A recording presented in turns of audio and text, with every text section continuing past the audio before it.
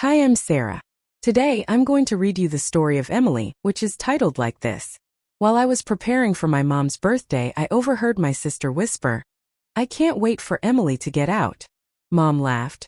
"Not before she pays the $80,000 mortgage." I grinned and closed the door. 2 days later, I made a toast. "Well, let's go.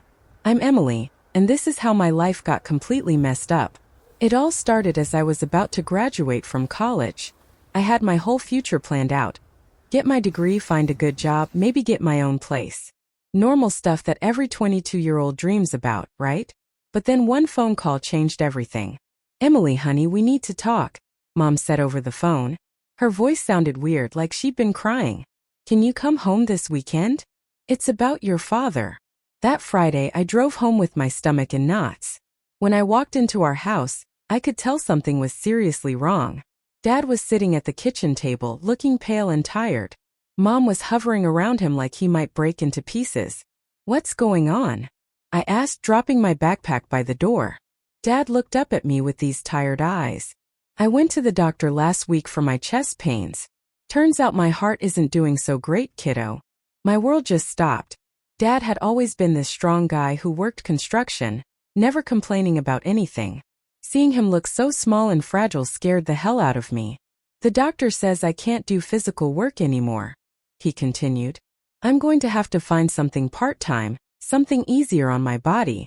Mom sat down next to him and grabbed his hand. "We're worried about the mortgage payments, Emily. Your father's new job won't pay nearly as much as his old one." I felt like someone had punched me in the gut. Our family had always struggled with money, but we managed. Now everything was falling apart right when I was supposed to start my own life.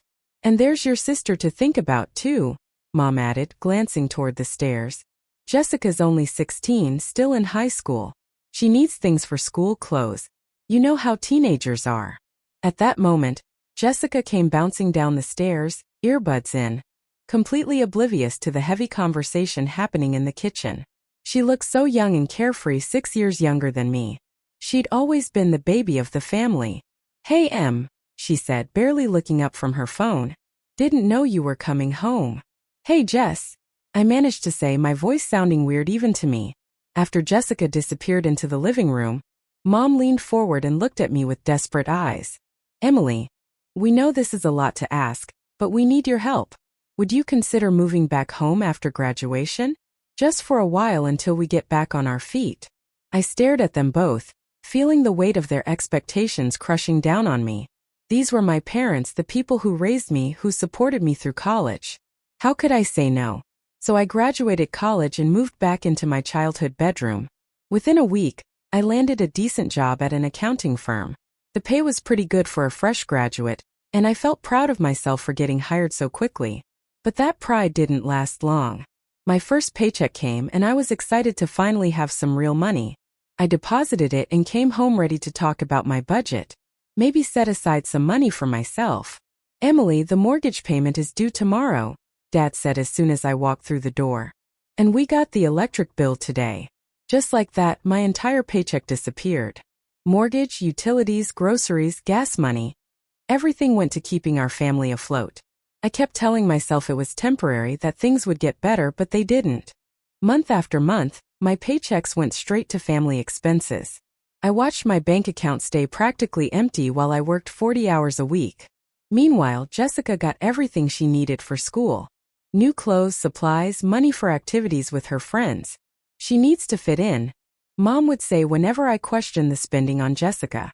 High school is hard enough without looking poor. 2 years passed like this. Jessica graduated high school and I hoped things might finally ease up. Maybe I could start saving some money for myself, maybe even think about getting my own place. Then Jessica announced she was going to college. My parents beamed with pride and I tried to smile too. But my stomach dropped when I realized what this meant. And just like that, college tuition got added to my list of expenses. Jessica picked an expensive school with dorms, meal plans, textbooks, spending money. All of it fell on me to pay. "It's an investment in her future," Mom kept saying. "You understand, right, Emily? Family helps family." So there I was, 24 years old, working full-time and paying for everyone else's life. While I lived in my childhood bedroom, I watched my college friends on social media going on trips, getting their own apartments, dating, having fun. Meanwhile, I couldn't even afford to go out for drinks after work. One Friday, my coworker Sarah invited me to go away for the weekend with a group of girls. There's this cute little bed and breakfast about 2 hours away, she said. It's only like $200 for the whole weekend, including meals. Come on, Emily. You never do anything fun. I'll think about it, I told Sarah. But inside, I was already planning how I could make it work. That night at dinner, I brought it up casually. Some friends from work are going away this weekend. I was thinking about joining them. Mom looked up from her plate with that expression I knew too well. How much would something like that cost? It's not that expensive. Maybe $200 total. Mom set down her fork and shook her head. Emily, honey, you know we're tight on money right now. Jessica needs new textbooks for her classes and the water heater has been making that weird noise. $200 could go towards something actually useful for the family. I stared at all of them, feeling something cold settle in my chest. I was working my ass off to pay for everything, and I couldn't even spend $200 on myself for one weekend. You're right, I said quietly. I'll tell them I can't go. Mom smiled like I'd made the right choice. That's my sensible girl. The family comes first always. 2 more years went by like this. I was 26 now and I've been supporting my entire family for 4 years straight. 4 years of my life gone. And I had nothing to show for it except a closet full of old clothes and a bank account that never had more than a few hundred in it. Meanwhile, Jessica was living it up at college. Every time she came home for breaks, she had new stuff. Designer jeans, expensive makeup, the latest iPhone, while I was still using my cracked screen phone from 3 years ago. Where does she get money for all this? I asked Mom one day, watching Jessica show off her new Coach purse to her high school friends. Oh, you know how college kids are, Mom said, waving her hand dismissively. She probably saved up from her campus job or something. But something didn't add up. Jessica never talked about having a job, and whenever I asked her directly, she changed the subject real quick. The breaking point came during spring break of Jessica's sophomore year. She came home with shopping bags full of clothes, new sneakers that cost more than I spent on groceries in a month, and some fancy skincare routine that probably cost $200. I was in the kitchen making dinner when she walked in wearing a brand new leather jacket. Nice jacket, I said, trying to keep my voice neutral. Looks expensive. Jessica shrugged and grabbed a soda from the fridge. Yeah, I got it last week. There was this amazing sale downtown. Must have been some sale. That jacket looks like it cost at least $300. She froze for a second, then turned to face me with this guilty look on her face. It wasn't that much. Jessica, where are you getting money for all this stuff? Last time I checked, you don't have a job. Her face went red and she started fidgeting with the jacket zipper. That's none of your business, Emily. God, why are you always so nosy about everything? Because I'm the one paying for your college tuition, your dorm, your meal plan, and apparently everything else in this house. I snapped. So, yeah, I think I have a right to know where you're getting hundreds of dollars to blow on clothes. Maybe if you weren't so cheap all the time, you'd understand that college students need nice things too, she shot back. Cheap? I'm cheap. I could feel my voice getting louder. Jessica, I work 40 hours a week and give every single dollar to this family. I can't even afford to buy myself new clothes. She rolled her eyes. Whatever, Emily. You wouldn't understand anyway. Then explain it to me. Where is this money coming from? I don't have to tell you anything, Jessica yelled. And then she burst into tears and ran upstairs to her room. I stood there in the kitchen, shaking with anger and confusion. Something was seriously wrong here, and nobody was telling me the truth. Mom and Dad came home from grocery shopping right as Jessica was slamming her bedroom door. What's all the shouting about? Dad asked, setting bags on the counter. I was asking Jessica where she gets money for all her expensive stuff, and she freaked out on me.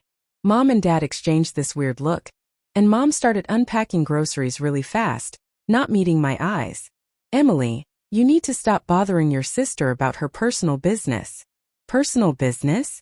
Mom, she's spending hundreds of dollars on clothes and accessories. Where is that money coming from if she doesn't work? Dad cleared his throat uncomfortably. Look, Emily, your sister just wants to fit in with her classmates. College is tough and she needs to feel like she belongs. That doesn't answer my question. Where's the money coming from? The silence that followed told me everything I needed to know. Mom kept avoiding my eyes and Dad was suddenly very interested in organizing the canned goods. Oh my God, I said, the realization hitting me like a truck. You're giving her money. You're taking the money I give you for bills and giving it to Jessica for shopping. Emily, it's not that simple, Mom started. It's exactly that simple. I was shouting now. I'm working my ass off to pay the mortgage and utilities, and you're taking that money and funding Jessica's shopping sprees. She just needs a few nice things, Dad said weakly. She doesn't want to look poor in front of her friends. So I should look poor instead? I should wear the same old clothes and use a broken phone so Jessica can have a Coach purse. You're being selfish, Emily, Mom said, finally looking at me. Jessica is trying to get an education and build a future. She needs to network, make connections. Looking professional is part of that. Professional? She's buying designer jeans and makeup, not business suits. They both stood there looking guilty as hell. And I realized this had been going on for months, maybe years. Every dollar I'd scraped together, every sacrifice I'd made. And they were using my money to spoil Jessica while telling me I couldn't even go on a weekend trip.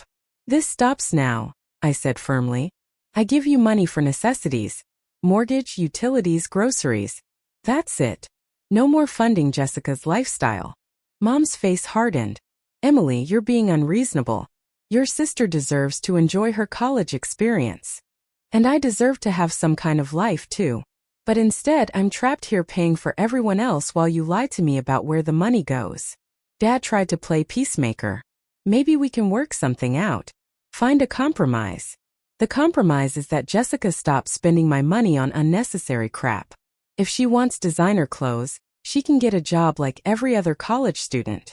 I walked out of the kitchen, leaving them standing there looking uncomfortable. For the first time in 4 years, I felt like I'd finally stood up for myself. After that confrontation, the house felt like a war zone. Jessica wouldn't even look at me anymore. She'd walk right past me in the hallway like I didn't exist. Wouldn't say good morning at breakfast. And if I tried to talk to her during family dinners, she'd just stare at her plate and ignore me completely. First, I tried to fix things between us. I mean, she was still my little sister, right? Even if she was being a spoiled brat about money. Jess, can we talk? I asked one evening when she was coming out of the bathroom. She looked right through me and kept walking to her room. Jessica, I'm trying to have a conversation with you. She slammed her door so hard the pictures on the hallway wall shook. This went on for weeks. Every family dinner was awkward as hell with Jessica sitting there like she was being tortured just by breathing the same air as me. Mom and Dad kept shooting me these disappointed looks, like I was the bad guy for not wanting to fund my sister's shopping addiction. You could try being nicer to her, Mom suggested one night after Jessica had stomped off to her room again. I could try being nicer? She's the one acting like a child because I won't pay for her designer clothes anymore. She's going through a hard time at school. She just wants to fit in. Everyone wants to fit in, Mom. That doesn't mean the rest of us should go broke making it happen. But I was getting tired of the Cold War. Jessica was acting like I'd personally ruined her life. And honestly, I was starting to not care anymore. If she wanted to pout and give me the silent treatment, fine. I had bigger problems to worry about, like the fact that I was still trapped in this house at 26 with no end in sight. Things got even worse a few weeks later. Jessica came home from college for a long weekend and announced over dinner that she wanted to go to Florida with her friends for spring break. It's going to be so much fun, she said, actually speaking for the first time in months. We're planning to stay at this really nice resort right on the beach. Mom and Dad smiled like this was the best news they'd heard all year. That sounds wonderful, honey, Mom said. You deserve a nice vacation after working so hard at school. I almost choked on my food. Working hard? Jessica barely maintained a C average and spent most of her time posting selfies on Instagram. The trip is going to cost about $800, Jessica continued, then looked directly at me for the first time in weeks, including flight, hotel, and spending money. The whole table went quiet. Mom and Dad both turned to look at me with these expectant expressions, like it was just assumed I'd hand over $800 for Jessica's vacation. I put down my fork and shook my head. No. Jessica's face went from hopeful to angry in about 2 seconds. What do you mean no? I mean no. I'm not paying for your spring break trip. If you want to go to Florida, get a job and save up the money yourself. But Emily, Dad started. It's important for Jessica to have these experiences in college. Then you pay for it, I said. I'm not funding her vacation when I haven't had a real day off in 4 years. Jessica threw her fork down on her plate so hard it made a loud clang. I'm not hungry anymore, she announced dramatically and stormed away from the table. Emily, you're being too harsh. Mom said once Jessica was gone. She's young. She should be having fun. And I should be having fun too. But instead, I'm working to pay for everyone else's lives. When do I get to go on vacation? When do I get to have experiences? You're older. You should be more mature about this, Dad replied. I'm mature enough to know that $800 for a spring break trip is ridiculous when we can barely afford our regular bills. They both sat there looking at me like I was the most selfish person alive, but I didn't care anymore. I was done being the family ATM. The next few days were even more tense than usual. Jessica was back to ignoring me, and now Mom and Dad were giving me the cold shoulder too. But I stood my ground. No spring break money, no matter how much they all pouted about it. Then Mom's birthday came up, and she asked me to help get the house ready for her party. We're having everyone over, she said.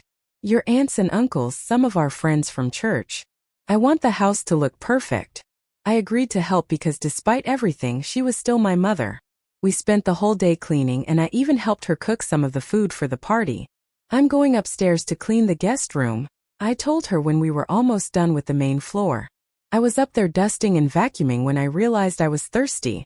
I quietly headed downstairs to get some water from the kitchen. And that's when I heard voices coming from the stairway. It was Mom and Jessica talking in low whispers. I heard my name and stopped dead in my tracks. Something told me I needed to hear this conversation. I crept closer to the doorway and listened. I can't wait until Emily finally moves out of here, Jessica was saying. The day she leaves, I'm personally going to throw all her stuff outside and turn her room into my walk-in closet. My heart started pounding, but I kept listening. Now, Mom said, but she was laughing softly. We can't kick Emily out just yet. We still owe $80,000 on the mortgage. Well, once that's paid off, she's gone, right? Jessica asked. And then this house will be mine. You're not leaving anything to Emily. Of course not, Mom replied. Emily is capable of taking care of herself. You're the one who will need our help. This house will be yours someday, sweetie. I felt like someone had punched me in the stomach. I stood there in the hallway listening to my mother and sister casually discuss using me until the mortgage was paid off, then kicking me out with nothing. For years of my life, for years of giving them every penny I earned. And this was how they really felt about me. I wasn't their daughter and sister. I was just their personal bank account. I wanted to march right over there and tell them exactly what I thought of their plan. But then I had a better idea. Mom's birthday party is in 2 days. All our relatives would be there. Everyone who thought our family was so close and loving. I smiled to myself as I quietly went back upstairs to finish cleaning. In 2 days, everyone would learn the truth about what kind of people my parents and sister really were. The next 2 days were the hardest acting job of my life. I smiled at breakfast, helped Mom finish preparing for her party, and even made small talk with Jessica when she bothered to acknowledge my existence. The whole time, their words kept playing in my head. We can't kick Emily out just yet. We still owe $80,000 on the mortgage. I'd already packed my suitcases and hidden them in my closet. I'd also found a small apartment across town and put down a deposit. It wasn't much, but it was mine. Mom's birthday finally arrived, and the house filled up with relatives and family friends. Aunt Linda, Uncle Mike, my cousins, people from church. Everyone was there talking and laughing like we were this perfect, happy family. Emily, you look tired, honey, Aunt Linda said, giving me a hug. Are you working too hard? If only she knew the half of it. The evening went on with everyone eating, chatting, and sharing stories. Then it was time for presents. Mom opened gift after gift. Flowers, jewelry, gift cards, a nice sweater from Aunt Linda. Finally, it was my turn. I walked over and handed her a beautiful envelope I bought just for this occasion. Oh, how lovely, Mom said, smiling at everyone around her. She opened the envelope carefully, probably expecting cash or a gift card. But when she looked inside, her face went completely blank. The envelope was empty. "Where's the gift?" she asked, confusion spreading across her face. I smiled sweetly at her. "That's exactly what you, Dad, and Jessica deserve." Nothing. The whole room went dead silent. You could have heard a pin drop. Mom's face turned red. "Emily, I don't understand what you're talking about. This must be some kind of mistake." "No mistake, Mom. See, I overheard a really interesting conversation between you and Jessica 2 days ago. About how you can't wait to kick me out once the mortgage is paid off. About how Jessica gets to inherit this house while I get nothing." Gasps went around the room. Jessica turned white as a sheet. "I also learned that you've been taking the money I give you for bills and spending it on Jessica's shopping sprees. So I figured, why should I give you anything when you've already planned to give me nothing?" Dad stood up, his face angry. "Emily, this is your mother's birthday. How dare you ruin it with this nonsense?" "Nonsense?" I laughed. "Dad, I've been supporting this entire family for 4 years. I pay the mortgage, the utilities, the groceries, Jessica's college tuition, everything. And this is how you repay me? By planning to throw me out like garbage once you don't need my money anymore." Jessica started crying. "Emily, you're a terrible sister. I hate you." "Good," I said calmly. "Because I'm done being your personal ATM. I'm moving out today and I'm never paying another bill for this family again. Your dream of me leaving is coming true, Jessica. But now you can figure out how to pay for your own college." That's when Dad's sister, Aunt Carol, stood up with a shocked expression. "Wait a minute," she said slowly. "Emily has been supporting the whole family? Because your parents told us that you was living here because you couldn't find a good job. They said you was struggling and they were helping you out of pity." All the other relatives started nodding and murmuring in agreement. "That's what we heard too," Uncle Mike said. "We thought Emily was the one getting help, not giving it." I wasn't even surprised anymore. Of course they'd been lying to everyone about that too. "Well, now you know the truth," I said to the room full of shocked faces. "I'm sorry this ruined your party, everyone. But I couldn't keep pretending anymore." I walked upstairs to get my suitcases while the whole room erupted in confused conversations behind me. When I came back down with my bags, all the guests were still there watching this family drama unfold like it was a soap opera. "Goodbye," I said simply and walked out the front door. Most of the guests followed me outside, probably trying to make sense of what they just witnessed. I loaded my suitcases into my car and drove away without looking back. My new apartment was small and mostly empty, but when I walked through that door, I felt something I hadn't felt in 4 years. Free. Of course, my family wouldn't leave me alone. My phone started ringing within an hour and didn't stop. Mom, Dad, Jessica, they all called and texted nonstop, but I didn't answer a single call or read a single message. After about a month of peaceful silence, some distant cousin I barely knew called me. "Emily, you need to make up with your parents," she said. "They're really struggling without your help." "Good," I said and hung up. More relatives called after that, all with the same message about how I should forgive my family and help them out. I hung up on every single one of them. 3 months passed and I heard through mutual friends that Jessica had been forced to drop out of college because she couldn't afford tuition. She was now working at some store in the mall trying to help Mom and Dad with the mortgage payments. I felt exactly zero sympathy for any of them. I was finally living my own life. I could buy myself new clothes, go out with friends, save money for the future. For the first time since college, I felt like a real person instead of just a paycheck. My family had made their choice when they decided to use me. They thought they could take advantage of my love for them indefinitely. That I'd never figure out their plan or stand up for myself. They were wrong. And now they could figure out how to survive without me, just like I'd learned to survive without them. I was done being their meal ticket. And I'd never been happier in my life. Life in my own apartment was quieter than I ever could have imagined. The silence wasn't empty, it was peaceful.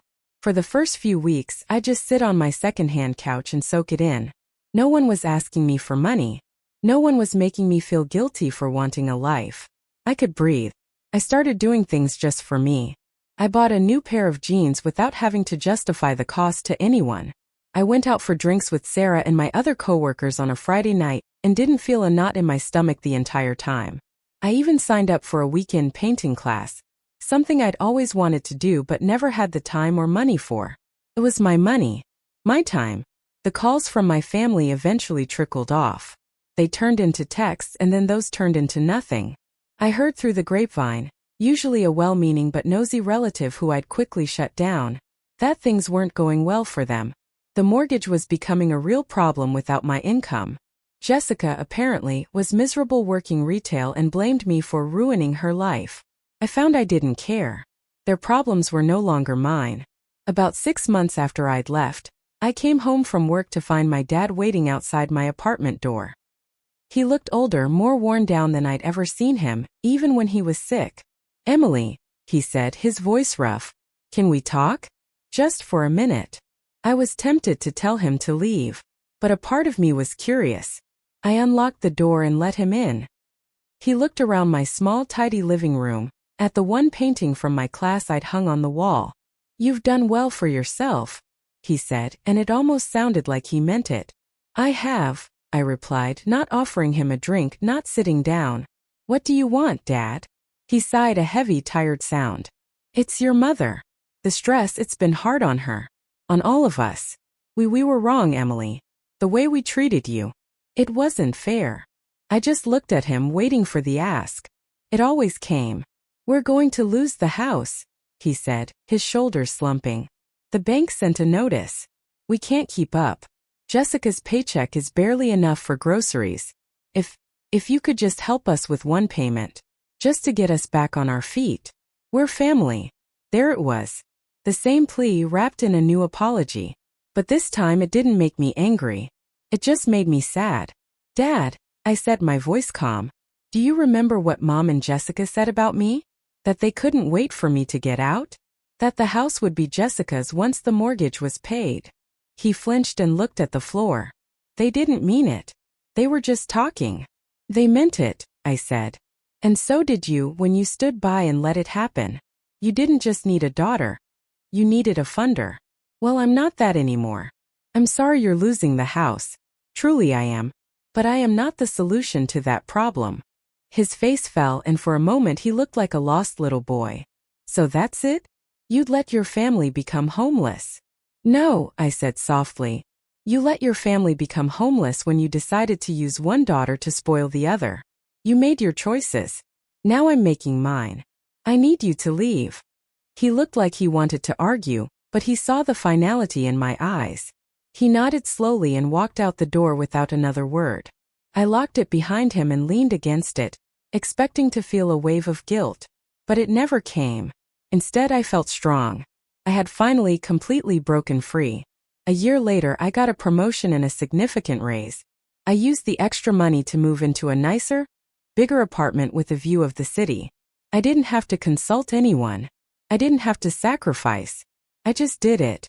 One afternoon, I was at the mall buying a new rug for the new place when I saw Jessica. She was working the counter at a makeup store, her expression bored and unhappy. She saw me at the same time. For a long second we just stared at each other. There was no anger left in her eyes, just a hollow kind of resignation. She looked away first, turning to help another customer, pretending she hadn't seen me. I didn't feel vindicated or happy. I just felt nothing. She was a stranger now, a character from a story about a life I no longer lived. My life isn't a fairy tale. There was no grand reconciliation. My parents did lose the house. They moved into a small rental apartment on the other side of town. We don't speak. Sometimes on my birthday I get a generic text from my mom. I never reply. But my life is finally my own. It's made of small, simple joys. A quiet Saturday morning, a vacation I save up for. The freedom to spend my money on what I want. The weight I carried for so long is gone. They thought they could use my love as a leash. They were wrong. I chewed through it, walked away, and never looked back. And I've never ever been happier. That moment at the mall seeing Jessica felt like turning the last page of a very long, very difficult book. I could finally close it and put it on the shelf. The story was over. My own story was just getting started. With the promotion came new responsibilities, but I welcomed them. For the first time, my hard work was benefiting me. I wasn't just clocking hours to watch my money disappear into a black hole of family debt. Every project I nailed, every compliment from my boss, felt like a brick I was laying down for my own future. I started a proper savings account. I even opened a retirement fund, something that would have been laughable just a year before. I dated a little. Nothing serious at first. It was strange, learning how to talk about myself without the shadow of my family situation hanging over me. I'd go on dates, and when the conversation turned to families, I'd simply say, "We're not close," and change the subject.